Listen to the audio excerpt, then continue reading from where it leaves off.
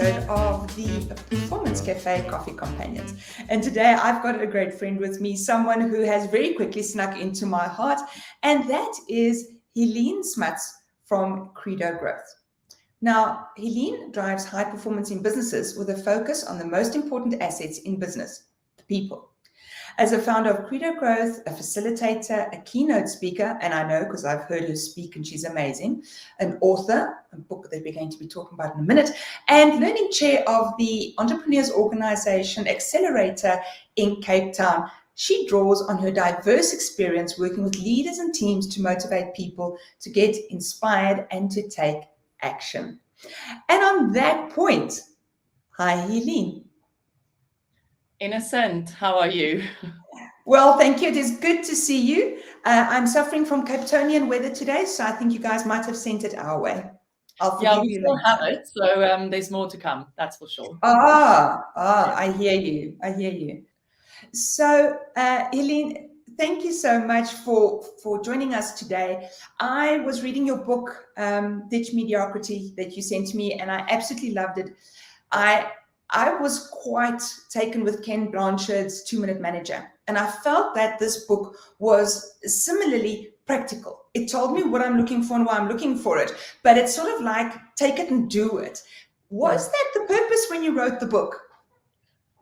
What you just said is music to my ears, honestly. It's that was 100% the purpose of the book, is to not be academically driven, not be too statistical driven in terms of data and figures and all of those things. It was literally to give people practical tools that is easy to implement. You don't have to be a psychologist. That was the main aim of this book. So I'm very happy to hear that you are saying that. Well, wonderful. So I must admit, I've had it for a while and I've been able to flex through it. And I specifically enjoyed all the work that you have in there from Eric Byrne, of course, the father of transactional analysis. Yeah. Where does the fondness come there? I think we've got 3 or 4 chapters that include him. Tell us a bit about that. And I've got so many more tools of transactional analysis that I didn't include in the book. So maybe book number 2, we'll never know. But yeah, in short, we call it TA. And I came across TA in, I think it was 2009 for the first time. And I actually also did a very extensive training and development in the theory of transactional analysis. And it's something that actually just resonated with me. The practicality of it, the fact that it's situational specific, it doesn't put you in a box. It is kind of more trying to understand why certain behaviors pop up for you, why you are reacting in certain ways when dealing with specific people or specific scenarios. So I think the fluidity of TA is something that just stuck with me. And we used it in my previous business and using it in Credo Growth as well. And I do see a lot of clients and the participants of companies holding on to it and really make it part of their daily language because it's so easy to implement if well explained. Wonderful. Yes, I hear you. Yeah. So, Heléne, your book also, the subtitle of your book is Learn How to Take Your Team Performance from Average to Incredible. Talk to us a bit about performance. What do you see as performance or even high performance? Yeah, I think if you think about performance in like the business sense, you can see it as it's setting and achieving goals, right? That's kind of performance, whether it's now athletic performance or netball, like depending on what's your sport poison, but same in teams. But there's something for me that's added to that in terms of setting and achieving goals with a team that is engaged and motivated, that works well together, that actually makes an effort to adapt and to connect with one another, with our personal personalities that comes into play, with our things that upset us and our quirks that we have. So it's all about embracing the whole team, but still setting and achieving goals. Yeah. So what I hear is the difference between a group of people who work together and a real team. Yeah. And look, I think you can still set and achieve goals as a group and do brilliantly. I think for me, that whole thing around the behavioral psychology is about doing it together and making sure that every single person is developed to the best of their ability, that you are able to have candid conversations, that you are able to speak up when something goes wrong and still do things that is best for the business and best for the team. Okay, cool. That sounds wonderful. Has done to the way teams gel? Yo, that's a loaded question. I think what we certainly have seen in teams recently is the fact that communication was badly affected. And again, when it comes to teams and COVID, there were good things, there were bad things. People could find their rhythm in terms of work-life integration. Some people could, others find it really hard. But I think the biggest thing for us was the complete drop in communication, because people thought they were communicating well. And I'm including myself in this, that we thought that we were communicating well, but we were actually under communicating. And then when we are doing that, the other person doesn't understand. Did they receive my email? Did they not receive my email? Are they upset? Are they not upset? I haven't heard from them. What is going on? And then we start making all of these assumptions in our head because we don't see each other. We don't have the water cooler conversation anymore. And that has had a massive impact on connecting, adapting towards one another, compassion. I recently went through something where there was something that the compassion was missing, and it's because there was a lack of communication, because we don't see each other and we don't connect. That's one of the main things that we saw in teams over the past 2 years that we worked with. And then, of course, the whole thing about identifying when is my off switch and when is my on switch, and almost getting people to understand that it doesn't mean that it has to be an 8 to 5, but it can be a integration of now it's work, now it's life, now it's work again, now it's life again. And for some people, that's very hard to identify and almost find a rhythm inside of this new way of working, whether it's from home or a hybrid process, so that your whole family unit is also included in that. We don't really speak about the resilience part in Ditch Mediocrity 1, but it is certainly something that I picked up in terms of team performance during COVID. So in your book, you also speak about Eric Berne's motivational hungers. Yes. How did we apply those, in dealing with some of these challenges? One of my favorite models of all times, I must admit, is the motivational hungers. I even have a keynote talk around it, like motivation for performance. So in a nutshell, is that Eric Berne, he came up with 3 different hungers that we have. And if those hungers aren't being fed, that is when disengagement and eventually even sometimes depression comes from. So it doesn't mean that all 3 hungers are exactly at the same level. I might have one hunger might be more dominant than the other, but the 3 hungers, structure, the need for structure, the need for acknowledgement, and the need for stimulus. So if you think about structure, it's someone that likes orderliness, they like routine. It is often the person that will say, please, can we review this agenda again? Or why are there so many changes? Can we please just keep things the same for a little bit? I often joke and say, if I walk into a client's office and I see the immaculate desks, I'm like, okay, you are like, there's a need for structure over there. Or if I see my friends, teenage kids studying, but they all of a sudden their cupboard is in perfect condition. All the t-shirts are together, all the pants are together. It's that complete overwhelm of not knowing what's going to happen in the exam. And now all of a sudden I'm finding structure. I need to fill my need for structure by repacking my desk in my cupboard. So I mean, I'm saying this a little bit tongue in cheek. I'm guilty. When I was at high school and when I was at varsity, it was the only time that my room was ever neat, was at the time that there were assignments and exams to be done. Well, I mean, that's a really cool practical example. It doesn't mean that's always the case, but it does put a little bit of explanation to it. Then you have the need for acknowledgement. Guys, I'm not talking about the public recognition and constantly having to say you've done an amazing job. Acknowledgement is way more than that. It's also that feeling of I'm belonging to a team. I'm part of a team. I am seen for my output in terms of my tasks, and I'm seen as a person as a whole in terms of who I am. And then, of course, the way that you can identify that is they often speak in stories. They tell you what they did over the weekend together with their family. They're often the one that is advocating team spirit, or let's go for drinks, or let's do this. So that's kind of the need for acknowledgement. And then even client feedback. Like as a need for acknowledgement, you want to be seen as competent, and therefore you need feedback in order to lift your game, or maybe change your behavior.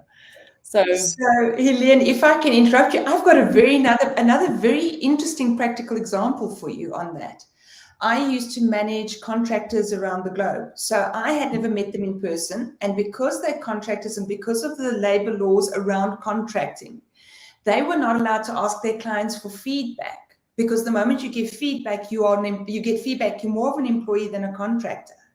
And I had contractors who actually could not cope with this. This was so difficult. So they'd find sneaky ways to get the feedback. Yeah. Because they just couldn't. And I was like, they're not complaining, therefore they must be fine.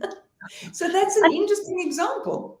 And think about it in terms of COVID. If your need for acknowledgement is quite high, and remember, acknowledgement is also like I walk past you on the way to make a coffee, and I nod and I smile and I go, I see you.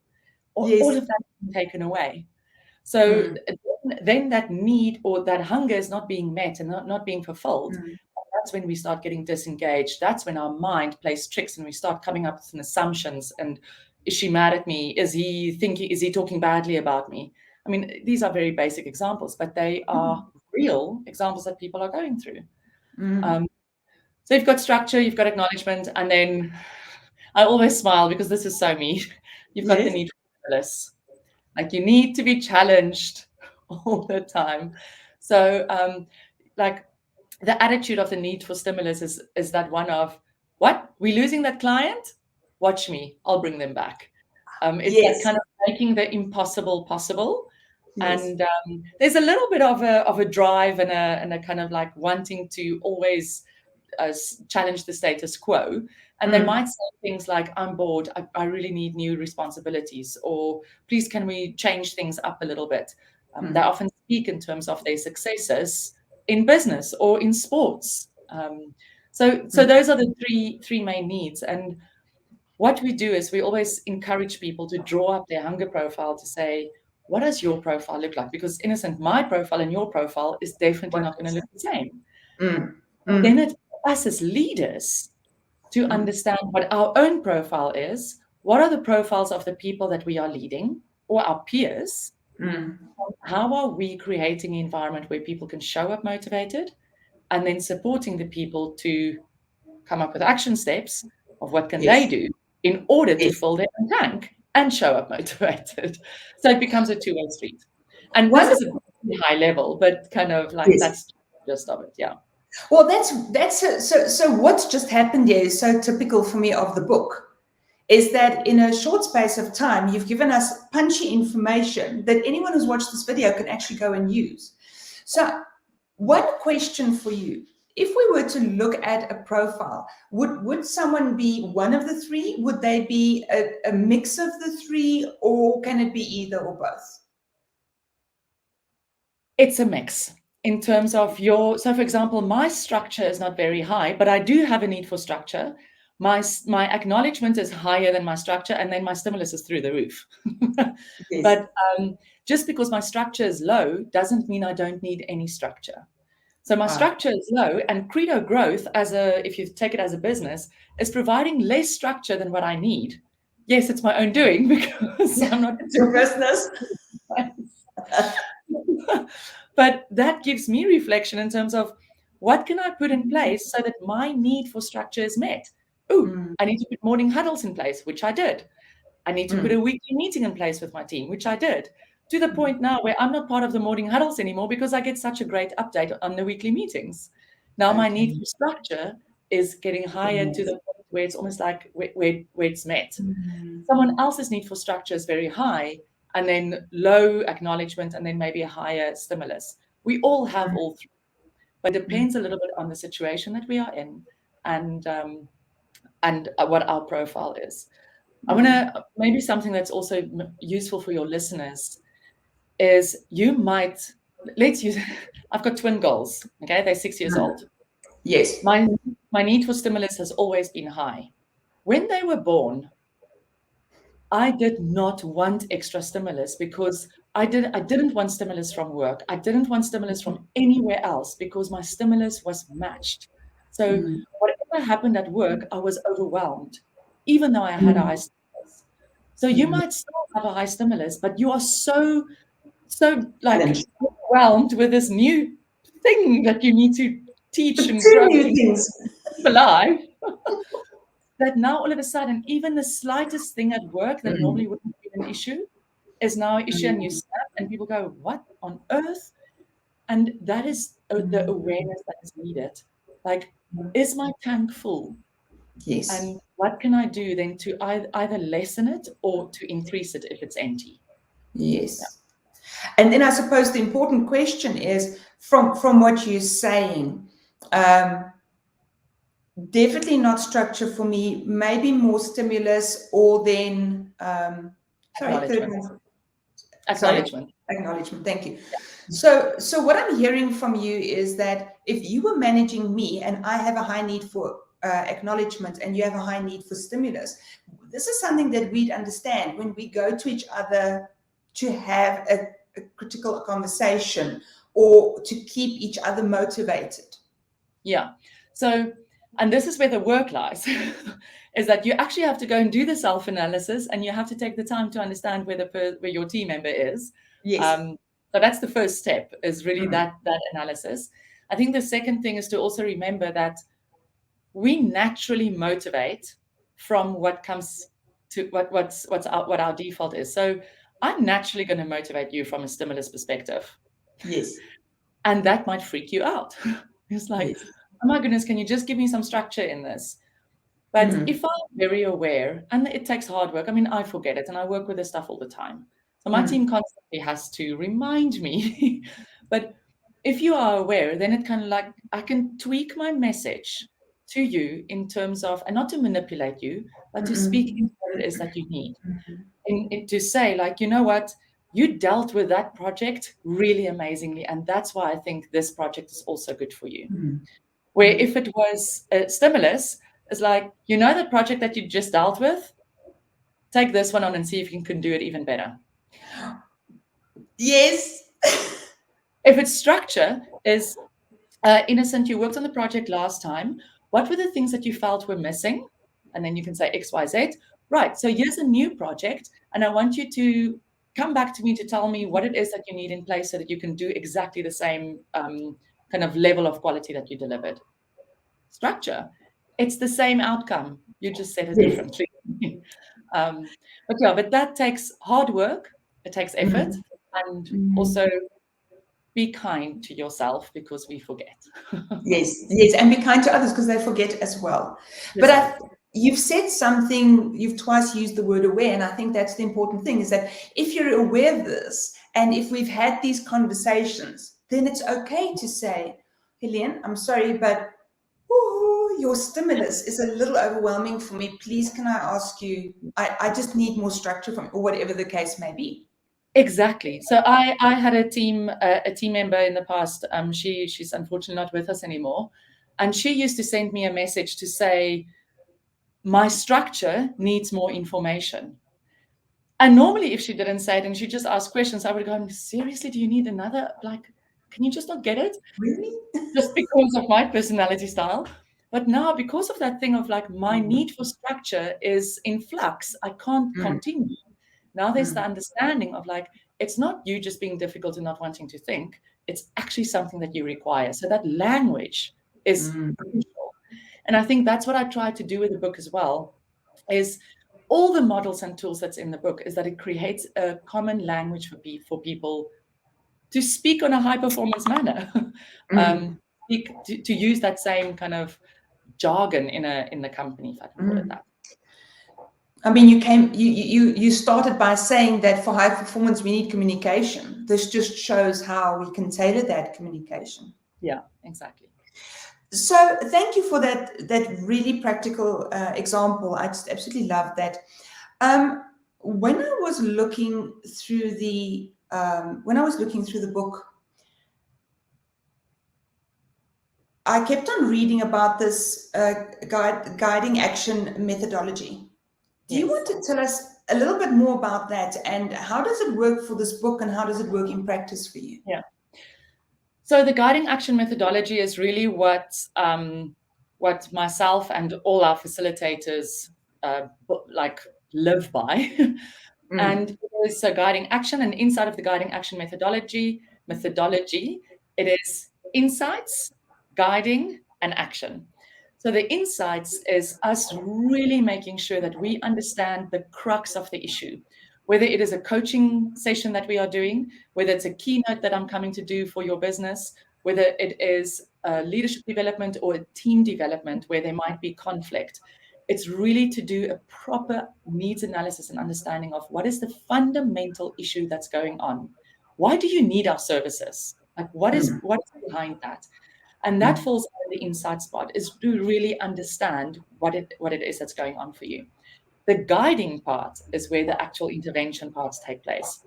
So that's where we do the workshops or the value sessions of helping you to identify your values and creating buy-in through the business strategy sessions, whatever that intervention is.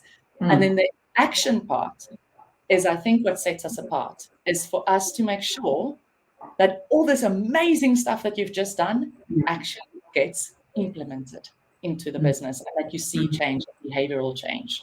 So that's kind of the guiding action methodology, and all the facilitators are trained by me under that guiding action methodology. So they're called guiding action facilitators. And they're also trained in what we now call the Ditch Mediocrity leadership process. Okay. But similar in Ditch Mediocrity is analyze, understand what's going on. Why are you feeling the way you do? Why do you feel motivated based on our previous discussion? Then what is it that I need to do in order to make change and bring change, and then implementing it and actually going to do it. Again, insight, dialogue.